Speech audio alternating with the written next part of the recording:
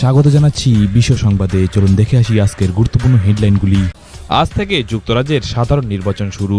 Conservative পার্টির প্রার্থী ঋষি সুনকের থেকে সমীক্ষায় অনেকটাই এগিয়ে বিরোধী লেবার পার্টির স্যার কিয়ার। ব্রিটেনে জোর কদমে প্রচার চালিয়ে যাচ্ছে প্রধানমন্ত্রী ঋষি সুনক।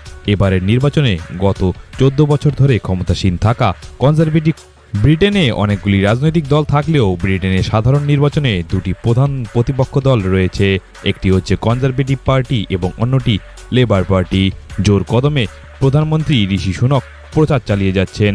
এবারের নির্বাচনে গত 14 বছর ধরে ক্ষমতাসীন থাকা কনজারভেটিভদের ক্ষমতাচ্যুত হওয়ার ভবিষ্যৎবাণীও করা হয়েছে। ব্রিটেনের সংসদে রয়েছে মোট 650টি আসন, অর্থাৎ সংখ্যাগরিষ্ঠতা পেতে হলে 226টি আসন পেতে হবে। এইসব আসন ছড়িয়ে রয়েছে ইংল্যান্ড, ওয়েলস, স্কটল্যান্ড ও উত্তর আয়ারল্যান্ড জুড়ে। ব্রিটেনে দুটি প্রধান দল ছাড়াও